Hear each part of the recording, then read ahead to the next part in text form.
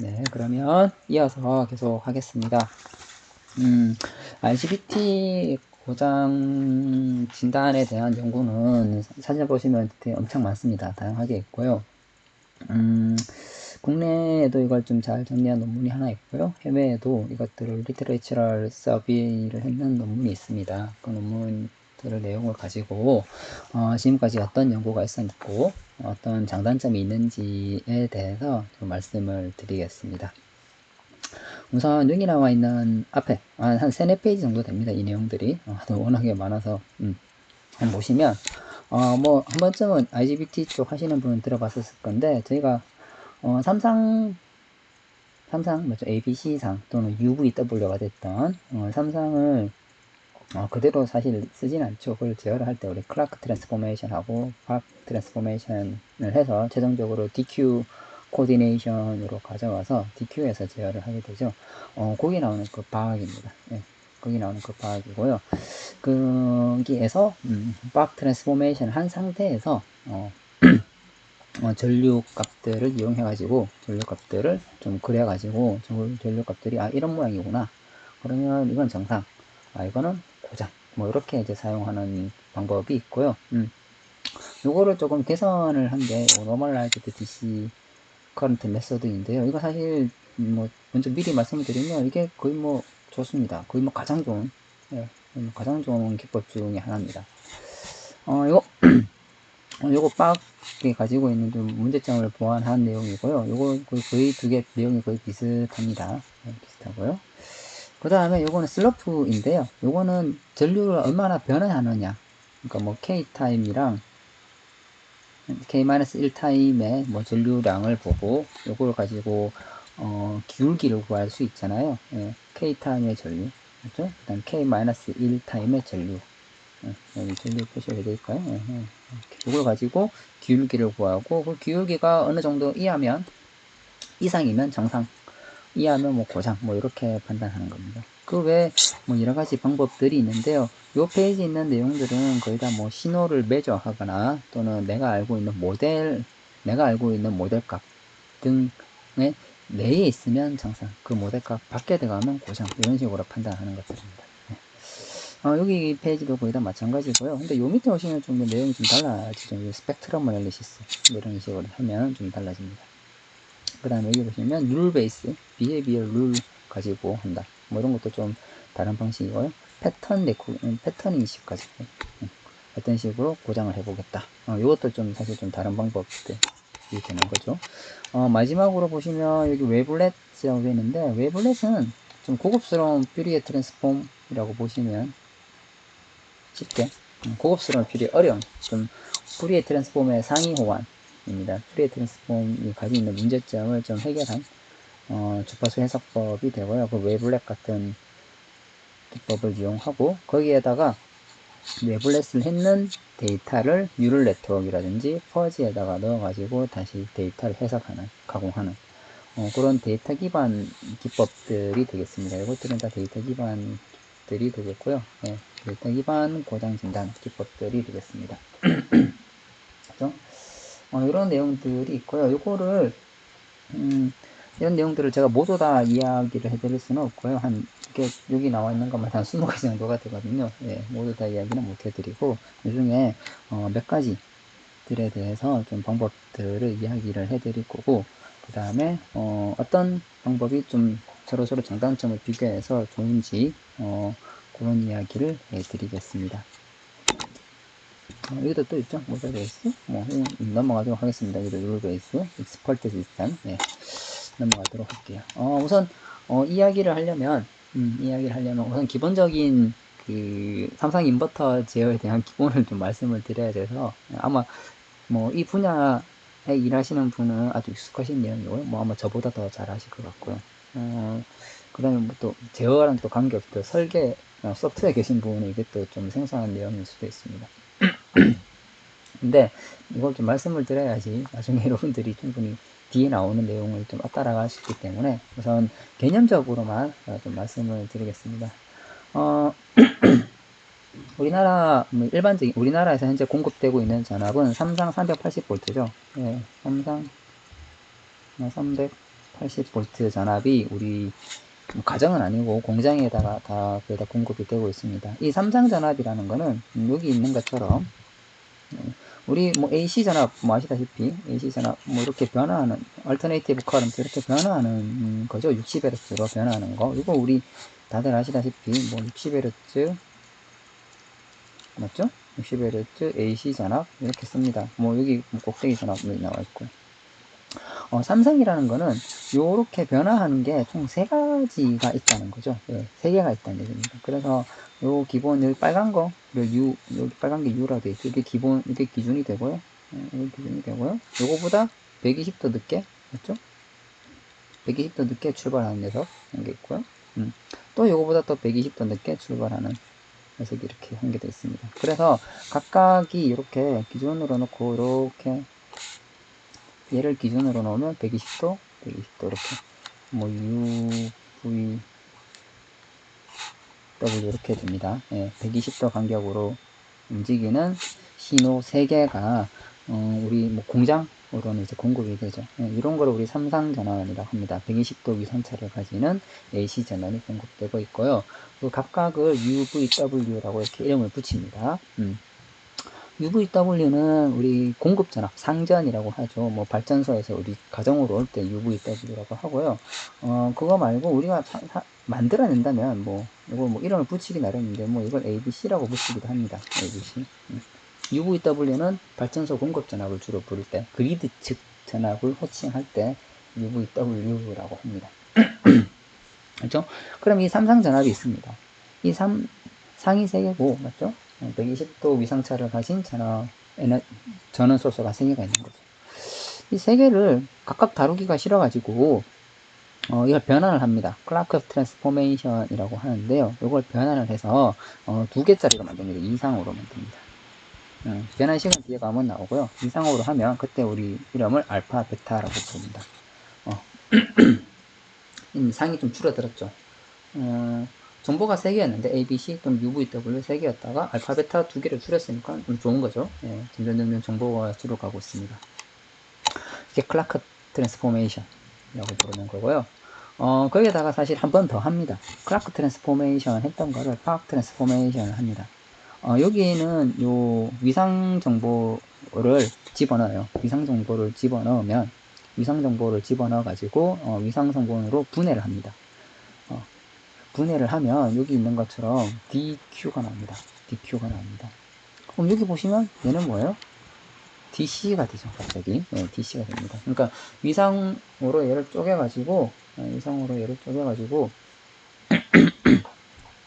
위상 정보를 가지고 넣어서 변화하는 성분의 변화하는 신호에다가 위상 성분을 넣어서 사인 코사인 성분으로 쪼갭니다. 사인 코사인 쪼개가지고 이렇게 DC 정보로 만들어 내게 되죠. 이걸 최종적으로 DQ가 되고요. 우리는 이 정보를 이용해 가지고 제어를 합니다.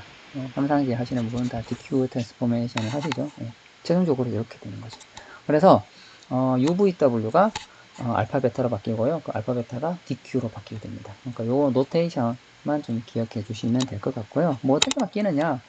이게 좋은 그림이 있어가지고 제가 가지고 왔는데요. 요게 ABC죠. 여기 삼상이 왔다 갔다 합니다. 그렇죠? 120도 트랜스포메이션을 해서 120도 위상차를 가지고 삼상이 움직이고 있고요. 그걸 가지고 클라크 포메이션을 하면 여기 보신 것처럼 위상 2개짜리가 나옵니다. 2개짜리가 나오고 그럼 돌아가는 녀석에 대해서 맞죠? 알파 베타에 대해서 여기 보신 것처럼 위상 정보를 이용해 가지고 다시 한 번 더 변환을 하면 여기 보신 것처럼 직류처럼 만들어낼 수 있습니다. 직류처럼. 네. 여기까지 사실 뭐 구체적으로 뭐 수식을 아실 필요까지는 없고요. 수식 아실 필요까지는 없고 이런 식으로 바꿔가지고 쓴다. 그래서 DQ는 뭐고 알파 베타는 뭐다. 요것만 알고 계시면 될 것 같습니다.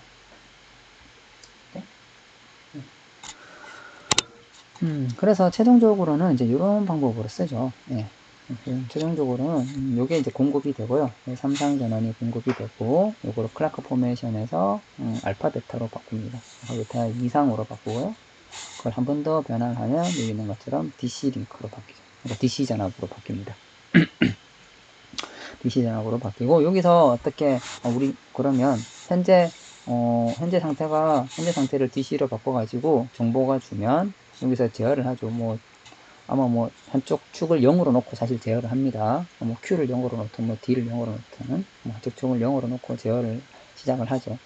DC니까 그냥 DC 전압 제어하듯이 제어기를 설계를 하죠. 그럼 최종적으로 목표하는 값이 나오게 되고요. 이게 목표치가 되죠.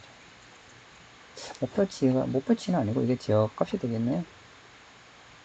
이런 식으로 D값, Q값을 바꿔야 되겠다 라는 게 나오죠. 그럼 그걸 가지고 다시 역으로 임펄스 클락을 하시면 최종적으로는 삼상을 이렇게 만들어야 되겠습니다 라고 나오고, 요걸 만들기 위해서 여기 게이트 신호가 만들어지는 거죠. 게이트를 여기 하는 게이트 제어 신호가 만들어집니다. 게이트 제어 신호가 생성이 되는 거죠. 게이트 제어 신호가 생성이 되고, 그걸 가지고 6개의 IGBT를 막 이렇게 온오프를 하면서 UVW 내가 원하는 삼상 신호를 만들어내게 됩니다. 이게 기본적인 인버터 제어 이론이 되겠습니다. 그렇죠? 잘하시는 분은 아시는 분이 이거 되게 생소하면 이게 뭐냐 이렇게 하실 텐데, 여러분 아셔야 될 거는 요거 제가 말씀드렸죠. 알파 베타는 뭐고, DQ는 어느 부분이고, UVW 또는 ABC는 어느 부분이다라는 거를 보여드리기 위해서 제가 이 그림을 가져왔습니다. 우선 가장 첫 번째로 파악 벡터를 보겠습니다. 파악 벡터를 보면 말씀드린 것처럼 이 삼상 전류를 그냥 쓰지 않습니다. 3개나 있고 그게 계속 변하니까요. 다루기가 어려워요. 그래서 이 녀석을 DC 성분으로 이렇게 바꾸죠. DQ 변환을 합니다. DQ 변환을 하면 DQ 변환을 해서 D 성분과 Q 성분을 같이 그 방위각 세타를 이용해서, 그러니까 위상각 세타를 이용해서 동시에 그리면 원 형태가 됩니다. 원 형태. 제가 조금 이따 보여드릴게요. 원 형태가 됩니다. 이렇게 원이 됩니다. 이렇게 원이 되는데, 원 형태가 이렇게 되는데요. 이게 이제 고장이 안 났을 때, 고장이 없을 때 DQ 값을 이렇게 벡터 형태로 궤적을 그리면 원 형태가 되고요. 근데 이게 고장이 나면 크기가 고장이 나게 되면 이제 모양이 바뀌게 되는 거죠. 그걸 가지고 고장이 났으면 이런 고장이 나면 이런 형태가 나오고 저런 고장이 나면 저런 형태가 나오더라 라는 거를 가지고 고장 판단 기준으로 사용하게 됩니다. 그건 뒤에 가서 제가 그림을 보면서 조금 더 말씀을 드리도록 하고요. 여기 있는 이 식이 DQ 변환식이라고 보시면 됩니다. DQ 변환식. 나타나 ABC가 UVW라고 보시면 되고요. 가장 기본적인 DQ 변환식이라고 보시면 됩니다. 요거는 매트릭스 상으로 그냥 쉽게 계산이 되는 거고요. 우리 요거까지는 모르셔도 돼요. 자, 그래서 여기 보시면 여기 6개짜리 IGBT가 있고요. 삼상 제어를 하게 되는 거죠. 제어를 하게 되는데, 여기 보시면 삼상 신호가 있습니다. 삼상 신호가 나오고, 여기 보시면 여기 좀 모양이 좀 이렇게 이상한 녀석이 나오죠. 여기가 고장 난 겁니다. 고장이 난 거고요. 그래서 최종 보시면 전류가 좀 이상한 형태로 나오죠. 이게 고장 발생한 부분입니다. 이거를 DQ에 대해서 DQ 값을 이렇게 그림으로 그리면 이런 식으로 좀 모양이 이렇게 나옵니다. 이렇게 나오는 거죠. 페이지가 좀 이상한 형태가 나오게 됩니다. 페이지가 모양이 이런 식으로 좀 모양이 나오게 되는 거죠. 그래서 요거를 다 테스트를 해봤더니 트랜지스터 여기 T1부터 T1, T2, T1, T2, T3, T4가 있는데, 각각 그 트랜지스터가 고장이 나면 어떤 식으로 여기 원형의 모양이 어떤 식으로 바뀌는지, 요 각도, 요 변이는 아니고요. 요 위치가 조금 모양이 바뀐다라는 거를 실험적으로 다 해본 거고요. 실험적으로 이미 다 만들어 본 거고, 그러면 이제 역으로 정상적인 경우에는 이게 안 생기는 거고요. 안 생기는 거고, 만약에 특정 부위가 이렇게 고장이 났다. 여기 보시면 T1이라고 되어 있는데, T1이 고장 나면 이 부위가 생기더라. 그래서 실제로 이렇게 파형이 관측이 된 겁니다.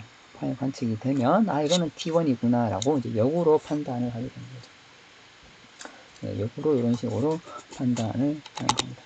T2V 같은 경우는 이제 이런 모양, 그다음에 T3 같은 경우는 이런 모양입니다. 그래서 이런 식으로 파형이 관측이 되니까 이거는 T2가 고장 난 거다.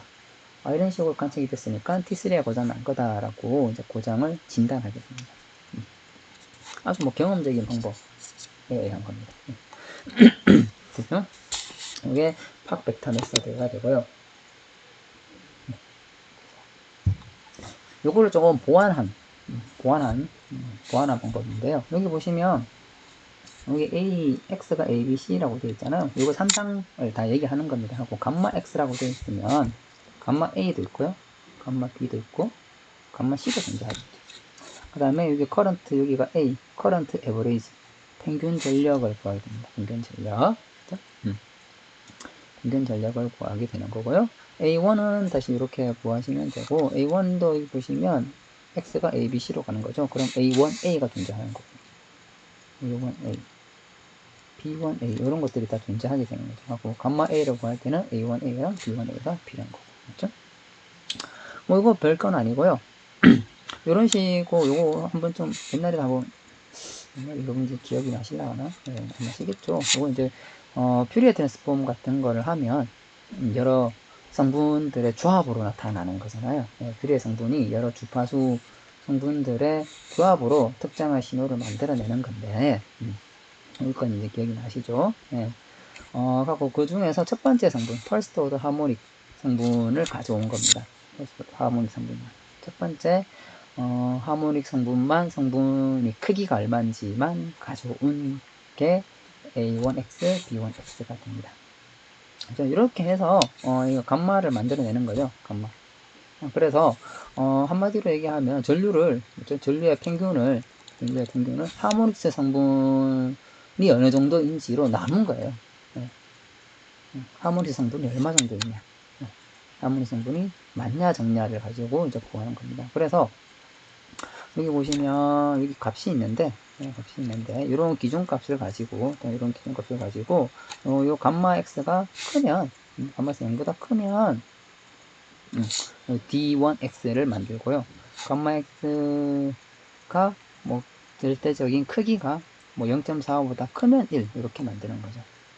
이런 식으로 기준을 만드는데, 요거는 실험적으로 구한 값들입니다. 여기 0 또는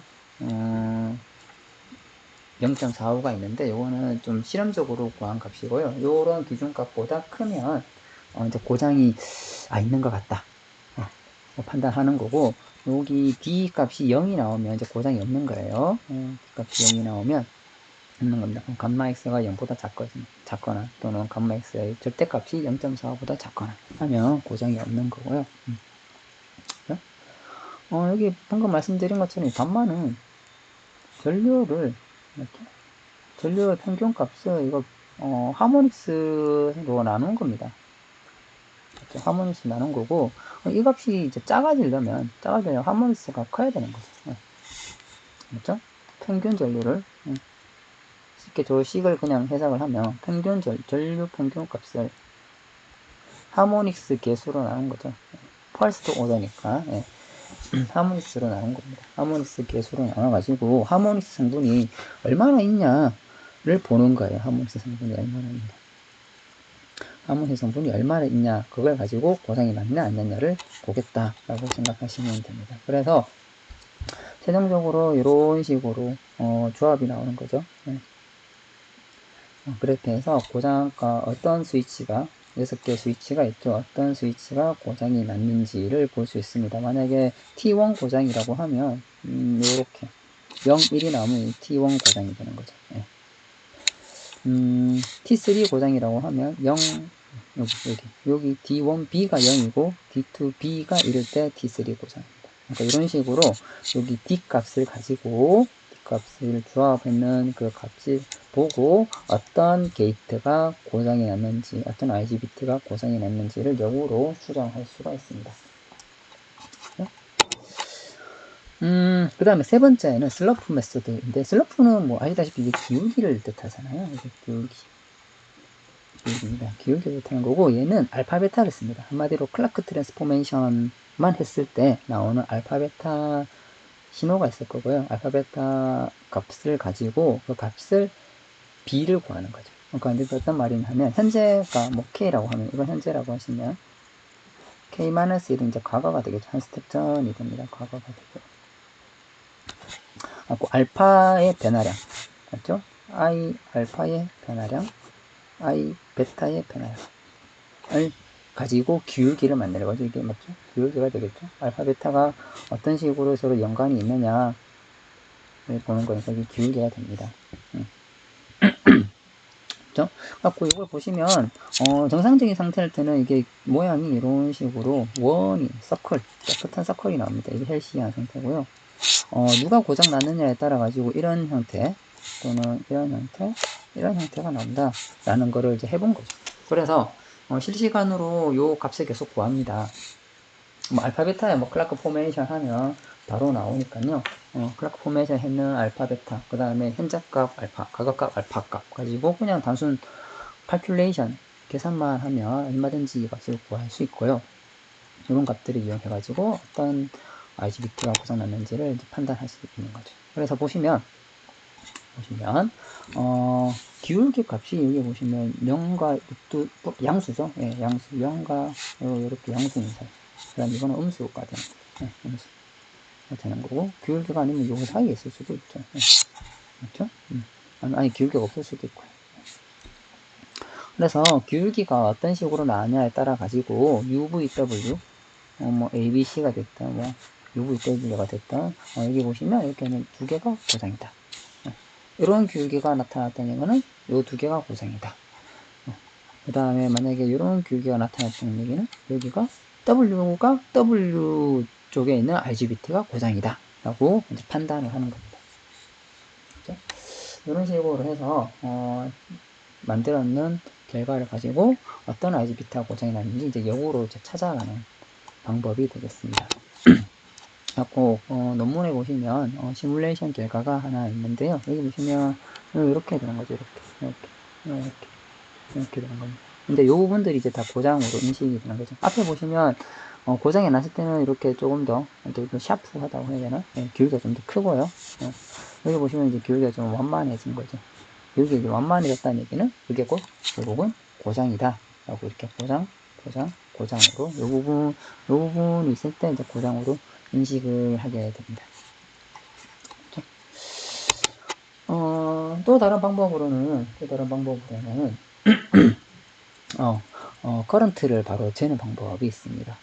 커런트를 바로 재서 DC 전류값을 바로 재서 그 전류값이 뭐 얼마보다 크면 뭐 고장, 얼마보다 작으면 아니다 라고 생각할 수가 있는 거죠. 여기 보시면 전류를 재고요.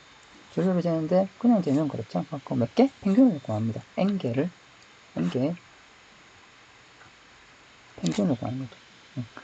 N개의 평균을 구하고 누구 걸 구하냐 하면 여기 보시면 ABC상 걸 구합니다. ABC상에 대해서 각각의 뭐 평균 전류를 구하고요. 그걸 가지고 뭐 얼마보다 크면 스레스홀드보다 크면 이거 T1 고장이더라. 스레스홀드보다 작으면 T4 고장이더라. 뭐 이런 식으로 판단을 하는 게 있습니다. 하나 있고요. 당연히 IGBT에 흐르는 전류는 특정 제가 알고 있는 범위 내에야 되니까요. 그래서 고장이 안 난 거고 너무 적은 전류가 흐르면 또 그것도 문제가 있는 거예요. 너무 큰 전류가 흐르는 것도 문제가 있는 거죠. 그래서 어느 정도의 전류가 흐르느냐를 보고 판단한다라는 거는 어느 정도 일리가 있는 것 같습니다.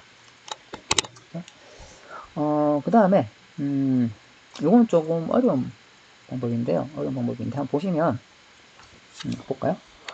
우리 기본적으로 여기 알파 베타 상에서 알파 베타니까 뭐 클라크 트랜스포메이션 뭐 하면 알파 베타가 나오죠. 그러면 알파 베타 두 개를 가지고 이 두 개를 벡터 알파도 있고 베타도 있잖아요. 그 두 개를 가지고 조합을 하면 이런 식으로 아마 나올 것 같습니다. 그렇죠? 크기는 이렇게 그렇죠? 각각을 제곱하고 알파 성분도 제곱하고 베타 성분도 제곱하고 그리고 나서 루트를 씌우면 여기 크기가 나오겠죠.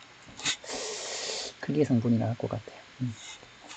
우리가 이렇게 베타가 있으면 베타 합 구하는 거나 해보셨잖아요. 이런 경우는 여기가 뭐 I 베타 I 알파는 요거를 우리 I라고 부르는 거죠. 그냥 I는 루트 알파 제곱 더하기 I 가지고 이렇게 맞죠? 요거는 이제 옛날에 한번 좀 벡터 합성하는 거는 한번 해보셨을 기억이 나실 것 같고요. 그 다음에 각은 어떻게 구하느냐? 각은 무슨 각을 대체 구하냐 하면 이 합성했는 녀석 있죠? 합성했는 녀석을 우리 i라고 하는데 이 i가 계속 바뀔 거잖아요. 알파 베타가 도니까 기억나시죠? 알파 베타는 계속 돌고 있습니다. 앞에 우리 그림 좀 다시 좀 보여드리면 여기가 알파 베타 답인데 알파 베타는 계속 알파도 움직이고 여기 보시다시피 베타도 계속 움직이죠. 이렇게 알파 베타가 계속 움직이고 합성성분이 여기 검은색인데 합성성분이 계속 돌고 있잖아요. 크기가 커졌다가 뭐 이렇게 보시다시피 계속 위상이 바뀝니다. 맞죠? 그 위상이 바뀌니까 그거를 추정하겠다라는 거고 그러면 그 각이 변하겠죠. 각이 현재 K이고 맞죠? 현재 합성했는 알파 베타를 합성했는 게 IK고 과거에 합성했던 게 여기입니다. K-1입니다. 였습니다. 그러면 K-에서 K까지 간 거죠. K에서 K까지 갔습니다. 그래서 각이 얼마나 바뀌었냐 하면 델타 S만큼 델타 세타만큼 바뀐 겁니다. 델타 세타만큼 델타 세타만큼 이렇게 바뀐 겁니다. 맞죠? 그래서 이 델타 세타를 우리 어떻게 구하냐 하면 사실 우리 사인 웨이브 같은 경우는 사인 웨이브는 이렇게 되잖아요. 이렇게 되는데 이렇게 아니죠. 이렇게 되는데 사인 웨이브의 초기는 사인 세타는 사인의 초기에 조금 바뀐 거는 사실 그 각이랑 근사적으로 일치하죠. 네, 근사적으로 일치합니다. 이 사인 웨이브의 초기는 거의 뭐 직선이랑 같잖아요. 네. 이렇게 사인 웨이브 나는데 여기 조금 바뀐 거. 조금 만약에 사인 값이 조금 바뀐 거는 그냥 직선값 그냥 조금 변했다라고 우리가 볼 수 있죠. 근사적으로. 네, 그래서 이런 식으로 사인에 조금 요 값이 아주 작다라고 치면 매우 작다라고 치면 요 매우 작은 값에 사인을 취한 값은 그냥 값이랑 똑같습니다. 맞죠? 네, 그냥 값이랑 똑같습니다. 이렇게. 그렇죠? 그래서 요거를 어떻게 적었다? 요거를 요 델타 세타 S로 적은 거죠. 델타 세타 S로 적은 겁니다. 그렇죠? 그래서 매우 작은 값에 사인을 취한 거는 그냥 그 값 자체랑 똑같다. 요거 한번 좀 들어보셨을 것 같은데, 이렇게 해서, 사실 요 식이 나오고, 요 식에서 이렇게 돌아가서 두 개의 각 차이는 델타 세타 S가 된다. 맞죠? 이렇게 나온 거고요. 그 다음에 이제 요거를 풉니다. 요거를 풀 때는 여기 우리 삼각함수 공식에 보시면 사인 알파 요거 알파 빼기 베타라는 삼각함수 공식이 있습니다. 요거 혹시 뭐 인터넷에 치시면 바로 나옵니다. 바로 나오는데 요걸 가지고 이제 돌리는 거죠. 이거 이제 돌리면 사인 세타 S 요거죠. 요 값입니다. 요 값 빼기 요거 곱하기 코사인 뒤에 거 그렇죠? 빼기 사인 뒤에 거에 코사인 앞에 거 이렇게 맞죠? 이렇게 나옵니다. 요거를 이제 풀면 이렇게 됩니다. 요걸 풀면 이렇게 나오고요. 자, 여기까지 왔고 그 다음에 이제 거의 다 갑니다. 그 다음으로 여기 보시면 여기 성분을 이제 분해를 하는 거죠. 성분을 보시면 현재 여기 요 그림상으로는 여기가 베타고 여기가 알파죠. 근데 그다음 여기 K가 이렇게 있습니다. 이게 IK고 여기 각이 존재하는 거죠. 여기 이렇게 각이 존재합니다. 이게 세타 SK라고 할게요. 네. 그렇죠? 그러면 여기 보시면 IK에다가 보세요. 여기 코사인을 곱하면 어떻게 됩니까? 코사인 세타 SK를 곱하면요. 요 IK에다가 코사인은 뭐죠? 코사인은 요거죠. 요만큼. 코사인 요만큼인가요? 코사인 요만큼? 요거죠. 그러면 요 성분이 나온 거죠. 요 성분. 요 성분이 나온 거죠. 요 성분. 맞나요? 갖고 요거를 다시 쪼개면 여기 나오는 요 성분. I 베타 K는 IK에다가 코사인을 곱하는 거죠. 아닌가요? 반대인가? 코사인 요거 아닌가? 코사인 요건데? 잠깐만요. 알파 베타를 좀 잘못 적어 놓은 것 같은데. 예. 그 다음에 요게 코사인이고, 맞죠? 이게 사인이잖아요. 이게 사인이고, 탄젠트고, 사인. 잠깐만, 제가 한번 해볼게요. 자, 봅시다. 코사인 세타 sk는 이거분의 이거죠. 맞고, ik분의 i 베타 k죠. 맞죠? 이거분의 이거니까.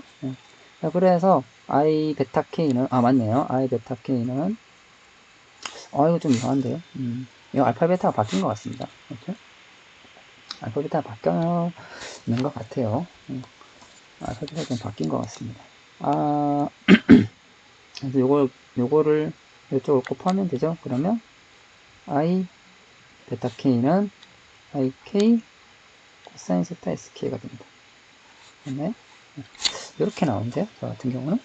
그래서 i 베타 k가 ik 곱하기, 여기 사인이라 되어 있는데, 이거 조금 좀 다른 것 같습니다.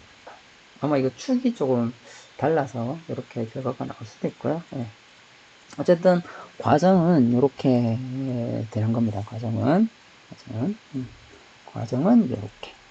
이렇게 보시면 될 것 같고요. 그래서 i 알파랑 i 베타를 다 구할 수 있습니다. 그래가지고 여기에다가 이제 넣으시면 되는 거죠. 요거를 이렇게 해서 이 세타도 구해지고요. 그렇죠? 이렇게 세타도 구해지고, 그 다음에 알파랑 i 베타의 크기도 구할 수 있고요. 그 다음에 rk의 크기도 이렇게 구할 수 있습니다. 그래서 여기서 하고 싶은 말은 무엇이냐 하면, 이런 식으로 주파수 값을 이렇게 만들어낼 수 있는 거죠. 요거를 앞에 이제 계산을 했잖아요. 계산을 하면 계산을 할 수 있고요. 그렇죠? 계산을 할 수 있고요. 요거를 가지고 여기다 집어넣습니다. 여기 집어넣어요. 그 요것들을 여기다 다 집어넣는 거죠. 그렇죠? 이렇게 여기는 이제 정해진 거고, 얘를 가지고 이제 역순으로 여기다 집어넣는 거죠. 세타를 여기다 뭐 이렇게 여기다 집어넣어서 여기 델타 세타 s를 구하는 겁니다. 델타 세타 s 맞고, 현재 k-에서 k로 올 때까지 각이 얼마나 바뀌었는지를 구해내는 거죠. 각이 얼마나 바뀌었는지를 구해가지고 요식에다가 넣습니다. 요식에다가 넣어요. 요식에다 넣습니다. 그러면 요 9번식이 어떻게 되냐 하면, 요 9번식이 이렇게 바뀝니다. 맞죠? 여기 fi는 2파이분의 1 d dt 세타인데, 그 d dt를 이런 식으로 조금 미분을 차분 형식으로 이제 바꿔 적을 수 있는 거죠. 이런 식으로. 이런 식. 요 식이 어디 있는 거냐 하면, 요 식이 요 내용입니다. 요 식이 요겁니다. 요 부분입니다. 요 부분이고, 요 부분은 요거를 여기다 대입을 하면 됩니다. 요거를 여기 대입하면은 만들어집니다. 그래서 현재 계속 실시간 K-에서 K로 계속 바뀌고 있잖아요. 그때 나오는 실시간 주파수를 현재 구하면 요 식에 따라서 실시간 주파수가 구해지고요. 근데 이거는 내가 계산한 거고, 그 다음에 진짜 돌고 있잖아요. 모터가 이렇게 돌고 있을 거잖아요. 맞죠? 유도기가 이렇게 돌고 있을 텐데, 이 돌고 있는 주파수가 있겠죠. 원래는 이게 돌고 있는 주파수랑 내가 계산했는 거랑 일치해야 되는 거죠. 실제로 모터가 도는 주파수랑 내가 삼상 인버터를 통해서 공급해주는 주파수가 변화하는 거는 같아야 돼요. 그죠? 근데 만약에 고장이 나서 실시간 주파수랑 진짜 모터가 돌고 있는, 모터에 로터가 회전하고 있는 주파수랑 차이가 난다. 이 얘기는 누군가 고장이 난 거죠. 그래서 실시간 주파수가 로터 주파수보다 뭐 얼마 이상 크거나 또는 얼마 이상 작거나 하면 그걸 고장으로 보는 거다. 이것도 생각보다 좀 논리적인 것 같아요. 그래서 실시간 주파수를 이용해서 고장을 진단하는 방법을 알아봤고요. 또 다른 방법으로는 요거는 보시면 여기 RGBT 하나의 짝이잖아요. 하나의 짝입니다. 이 하나의 짝을 가지고 조금 판단을 해볼 건데, 요걸 이제 한 군데를 가져오는 거죠. ABC 중에 한 개를 가져온다고 칩시다. 그러면 VAN이 됐든 VBN이 됐든 VCN이 되겠죠. 만약에 뭐 다 치우고 VAN이라고 치십시다. VN을 치면 VAN의 전압이 이렇게 들어옵니다. 그러면 여기 요 전압이 되는데 요 전압이 내가 생각하는 기준 전압 맞죠? 최고 높은 전압. 내가 생각하는 최고 낮은 전압이 있을 겁니다. 정상적으로 동작했을 때 나오는 최고 높은 전압 또는 최고 낮은 전압이 존재할 거고, 그값보다 높냐 낮냐를 보는 겁니다. 그래서 그 값보다, 만약에 그 값이 이제 정상인 상태를 한번 만들어 볼게요. 정상인 상태를 만들어 보면 기준값 내에 있다. 한마디로 VAN이 첫 번째 VAN이 이렇게 하면 안 되고, 이렇게 VREF 하이가 VREF 로 사이에 있는 거죠. 이렇게 이게 정상인 거죠. 정상입니다. 그러면 어떻게 될까요? VAN이 요 값보다 작아요. 그러면 VREF가 더 큰 거죠. VREF 하이가 VAN보다 더 크다. 그러면 이 비교기니까 요 값이 플러스 쪽 값이 더 크죠. 그러면 이 출력이 1이 나옵니다. 논리적으로 1. 전압으로 따지면 5V가 됐든 그럴 수 있는데, 어쨌든 논리적으로는 1이 나오고요. 그 다음에 이제 VAN이 요 사이에 있으니까 VRF 로우보다 높아요. 그러면 VAN이 이쪽으로 연결되어 있죠. 그러면 얘도 1이 나오는 거예요. 그럼 어떻게 돼요? 이게 AND잖아. 두 개가 1일 경우에 AND 하면 1이죠. 그걸 뒤집으면 0이 됩니다. 맞나요? 0이 됩니다. 0이 되고요. 0이 되면 잠시만요. 이게 0이 되면 잠깐만요. 이 0이 되면 스위치가 잠시만요. 이게 이거보다 높고, 여기가 보세요. 여기가 1, 여기가 1이 나오죠. 잠시만요. 다시 제가 한번 해볼게요. 이 조건이 이제 정상인 조건이 되고요. 정상인 조건이 되고, 이러려면 정상인 조건이 되고, 1, 1, 1이 되고요. 그 다음에 여기가 AND 하면 1, 최종적으로 1이 나오고, 뒤집으면 0이 나오죠. 그렇죠? 그럼 0이 나오고요. 0이 나오면 여기 스위치가 안 눌러진다라고, 스위치가 눌러진다라고 이제 만들어 놓으면 되겠죠. 눌러진다라고. 0이었을 때 스위치가 눌러진다라고 만들면 여기가 그라운드가 될 텐데, 이 그라운드가 이렇게 이어지겠죠. 그래서 여기 전압이 0이 됩니다. 0이 됩니다. 여기가 0이 되고요. 0이 되고, 그러면 여기 값이 내가 생각했는 기준값보다 여기가 0V가 될 테니까 어떤 기준값보다 낮죠? 기준값보다 낮아서 여기가 0이 나오겠죠. 여기도 0이 나올 거고, 논리적으로 0이 나올 거고, 0이 나오면 이제 셋이 안 되겠죠. 여기가 RS 래치에서 여기 S가 뜻하는 것이 셋인데, 셋이 0이 될 테니까 폴트 디텍션이 안 되게 될 겁니다. 그렇죠? 만약에 VAN이 요거보다 높다라고 한번 다른 경우를 한번 만들어 볼게요. VREF 로랑 VREF 하이보다 VAN이 높아요. VAN이 높습니다. 그러면 어떻게 될까요? 다시 한번 요 루프로 한번 가보면 VAN이 VREF보다 높으니까 요게 더 높은 거죠. 그러면 여기는 0이 나올 거고, 당연히 여기는 1이 나오겠죠. 그러면 어떻게 돼요? AND 하면 0이 나오고, 뒤집으면 1이 나옵니다. 맞죠? 뒤집으면 1이 나와가지고, 이렇게 스위치가 안 눌러진다라고 보는 거죠. 0일 때 눌러지게. 이런 두 논리로 만들어 놓으면 되니까.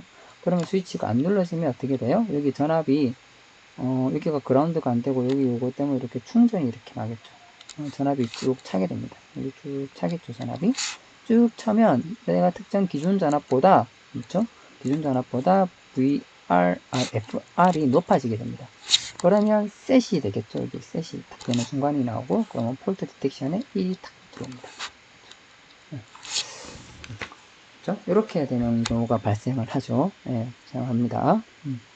그래서 고장을 이제 식별하는 건데, 그래서 특정한 여기 가운데 있는 뮤 전압 VAN 또는 VBN, VCN 값이 특정한 기준 전압보다 높게 되면 이제 고장이라고 판단하고, 그 같은 경우에는 폴트 디텍션 신호가 나오도록 논리를 만들어 놓은 거죠. 이렇게 해서 이제 판단하는 거고요. 여기 보시면 여기가 FR이 이렇게 전압이 생성이 되는 거죠. 여기 전압이 좀 이상하죠? 예, 평상시보다 VCN 값이 좀 평상시보다 좀 낮게 되는 경우 FR 값이 생성이 되고, FR 값이 기준값이 넘어가는 순간, 여기서 기준값이 넘어가는 순간 폴트 디텍션이 이렇게 생기게 됩니다. 그렇죠? 이런 방법이 있습니다. 여러 가지 방법들이 있는데, 그 다음에 있는 거는 이렇게 센트로이드 베이스인데, 이거 보시면 알파베타를 이제 동시에 그린 겁니다. 알파베타를 이제 동시에 그린 건데, 동시에 그리면 이제 이런 식의 모양을 가지게 되는 건데, 이거는 앞에 말한 것처럼 고장이 났을 경우에, 고장이 나면, 이게 고장이 없으면 이게 아주 깨끗한 서클, 원을 그린다 했잖아요. 예. 근데 이제 고장이 났어. 오버커런트, 맞죠? 여기 오버커런트 같은 고장이 발생을 하면 원 서클이 아니고 이렇게 좀 모양이 좀 찌그러진다든지 하게 됩니다. 근데 이렇게 모양이 있으면 이게 정확하게 식별이 어렵다. 이런 식으로 파형이 나오니까 알파베타 모양을 가지고 정확하게 식별이 어렵더라. 그래가지고 그냥 알파베타를 쓰는 게 아니고 알파베타 값을 조금 가중치를 줍니다. 가중치를 줘가지고 무게중심을 새로 구해요. 그래서 새로운 조금 조작을 해서 이런 식으로 요 모양을 이런 식으로 이렇게 바꾼 거죠. 그래서 똑같이 페이지 A의 오버커런트인 경우에는 이런 모양이 나오도록 그 다음에 페이지 B의 오버커런트인 경우에는 이런 모양이 나오도록, 그러니까 조금 반만 나오도록 만든 거죠. 그러면 좀 더 명확하게 쉽게 고장을 판별할 수 있겠다라는 게 여기 센트로이드 베이스 폴트 디텍션 메소드가 되겠습니다. 됐나요? 이제 거의 뭐 끝나갑니다, 이제. 자, 그 다음에, 커런트 변화를 한번 보는 거예요, 이거는. 당연히 뭐 전류 변화, IGBT가 고장이 나면 당연히 전류 변화로 이어지게 되겠죠. 그래서 커런트 변화를 보는데요. 커런트 보시면, 내가 생각하는 레퍼런스가 있고, 메저가 있는 거죠. 실제로 이 정도 흐르더라. 내가 이만큼 흘려라라고, 이만큼의 전류가 흘러라라고 명령을 줄 수 있을 거고, 실제로는 이만큼 흐르더라라고 만들 수도 있는 거죠. 그 차이를 보는 겁니다. 사실 이거 고장이 안 났을 경우에는 거의 뭐 차이가 없을 거예요. 맞죠? 근데 고장이 나면 내가 만들어라 했는 전류만큼 안 만들어질 거고, 그러면 그게 매저에 반응이 돼서 차이가 이상한, 뭐, 의도하지 않은 C값이 만들어지겠죠. 그럼 이 C값을 그냥 보냐? 그냥 볼 수가 있다. 갖고 얘를 여기 있는 우리 흔히 아는 퓨리에 시리즈를 적용합니다. 퓨리에 시리즈를 적용을 하고요. 퓨리에 시리즈를 적용을 해서 어느 정도 어떤 식의 성분을 가지고 있는지를 보는데, 가장 쉬운 방법으로는 여기 우리가 알고 있는 오리지널, 이건 내가 알고 있는, 우리가 원하는 거고, 이 하모닉스들은 사실 우리가 원하는 성분들은 아니잖아요. 그래서 기본 성분과 그다음 하모닉스 성분과의 비를 만들어서 그 B 값을 보고 고장을 판단하는 겁니다. 그래서 그 B가 0.5보다 크면, 그렇죠? 그 얘기는 여기 하모닉스 성분이 더 많아지는 거죠. 하모닉스 성분이 0.5 정도를 차지하게 되면, 이건 고장이다 라고 이제 보는 거고요. 그 다음에 고장인데 누가 고장이 났냐? 그거는 요 녀석의 앵글을 봅니다. 각을 구해가지고 이 녀석의 위상이, F의 위상이 어디에 있느냐에 따라 가지고 U가 T1이냐 T2냐 T3냐 어떤 IGBT가 고장 났는지까지 확인할 수 있습니다. 이런 방법도 있습니다. 그렇죠? 그 다음에 이제 거의 뭐 마지막인데, 웨블렛 같은 경우는, 웨블렛은 제가 처음에 말씀드렸다시피 이 녀석은 퓨리에 트랜스폼을 좀 잘 만든 겁니다. 퓨리에 트랜스폼의 단점을 보완한 건데, 어떤 거냐 하면, 퓨리에 트랜스폼은 고정된 주파수를 해석하는 거예요. 맞죠? 어떤 신호를, 특정한 녀석 주어진 신호에 대해서 퓨리에 트랜스폼을 하면 이 녀석의 주파수가 나오죠. 이 녀석의 펀더멘털 주파수는 얼마입니다. 뭐 100Hz입니다. 이렇게 딱 나와요. 그 얘기는 퓨리에 트랜스폼은 고정된 주파수의 신호만 해석할 수 있어요. 주파수가 가변되면 신호의 주파수가 막 실시간으로 막 바뀌잖아요. 그럴 경우에는 그냥 우리가 알고 있는 퓨리에 트랜스폼을 쓸 수가 없어요. 쓸 수가 없어.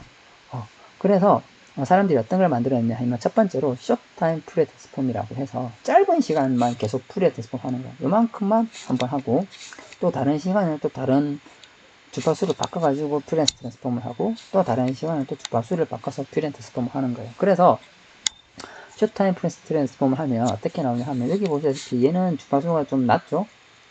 이 녀석 주파수가 낮고요. 이 녀석은 이제 중간 정도 되고 이 녀석은 주파수가 높죠. 그래서 요 전체 신호에 대해서 숏타임 퓨리에 트랜스폼을 하면 여기 첫 번째 보세요. 10초까지 짧은 시간에 또 보면 이 타이밍이 안 맞는데 보시면 낮은 주파수가 나오고 그 다음 시간에는 좀 중간 주파수 헤르츠가 좀 높아지죠. 그 다음 시간에는 주파수가 더 높게 나오는 겁니다. 그렇죠? 이런 식으로 시간에 따라서 주파수가 변화하는 신호에 대한 퓨리에 트랜스폼을 할 수 있는 게 숏타임이고요. 숏타임 퓨리에 트랜스폼이고 이거를 더 잘게 쪼갠 게 웨이블렛이라고 보시면 됩니다. 웨이블렛을 하면 어떤 장점이 있냐 하면 이렇게 과도 신호, 그렇죠? 과도 신호, 이렇게 주파수가 급격하게 변화하는 부분을 잡아낼 수 있는 거죠. 주파수가 신호가 급격하게 변화하는 높은 주파수의 신호까지 다 잡아낼 수 있는 건데 기본적인 개념은 이렇게 됩니다.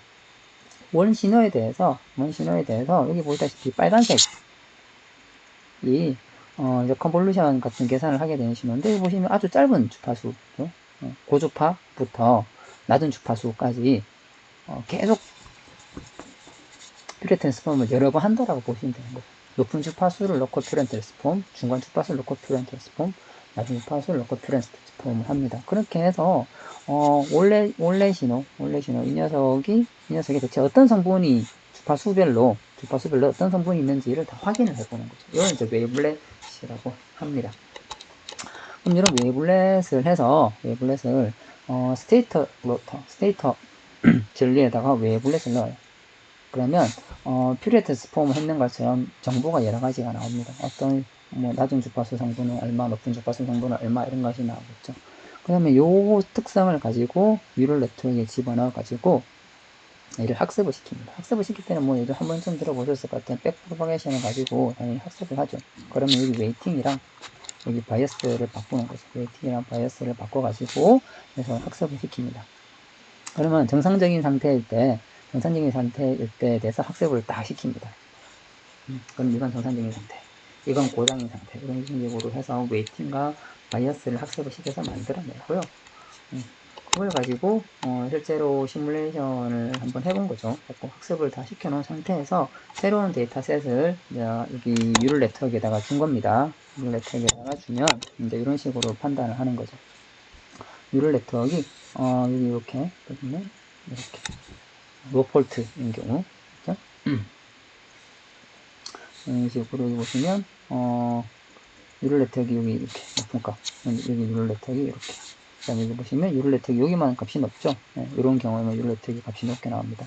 그 다음에는 여기 보시면 뉴럴 네트워크 값이 충분히 낮죠. 충분히 낮다는 얘기는 고장이 안 났다. 이 같은 경우에만 뉴럴 네트워크 값이 1 가까이 나오잖아요. 이게 고장인 것 같다. 그 다음에 또 값이 나니까 고장이 아니다. 이렇게 뉴럴 네트워크에 판단을 해주는 거고, 요 앞에 있는 요거는 진짜 값입니다. 진짜 정보인 거죠. 그 진짜 정보랑 이제 비교를 해보면 뉴럴 네트워크가 진짜랑 비슷한 결과를 보여주더라라는 겁니다. 이런 방법이 있습니다. 그렇죠? 그 다음에 이거를 좀 성능을 좀 비교를 해보면, 이 논문에 가시면 자세한 정보도 볼 수가 있고요. 첫 번째, 가장 중요한 거는 조금의 전류가 흘러도 고장이 났나 안 났냐를 판단할 수 있어야 되겠죠. 항상 큰 전류, 큰 신호에서만 잘 동작한다, 이거는 조금 안 좋은 거니까 낮은 전류에 대해서도 아주 민감하게 고장 여부를 판단할 수 있어야 될 것 같아요. 그래서 전류 민감도라는 항목을 가지고 성능을 비교한 게 있는데요. 여기 보시면 대전류일 때는 다 감지를 하고 6A에 대해서 다 감지를 합니다. 근데 여기 보시면 1.2A라고 하는 뭐 상대적으로 좀 적은 전류라고 볼 수 있죠. 1.2A면 그 같은 경우에는 여기 판단을 못하는 알고리즘이 이렇게 이제 존재를 하는 거죠. 거기에 비해서 Modified Normalized DC Current Method는 다 판단을 한 거고요. 낮은 전류가 흐르더라도 충분히 고장을 판단할 수 있어야 된다. 그 다음에 판단하는데 얼마나 긴 시간이 걸리느냐, 얼마나 긴 시간이 걸리느냐인데, 여기 보시면 슬러프 같은 경우는 고장을 탐지하는 데까지 걸리는 시간이 평균적으로 38ms, 38ms고요.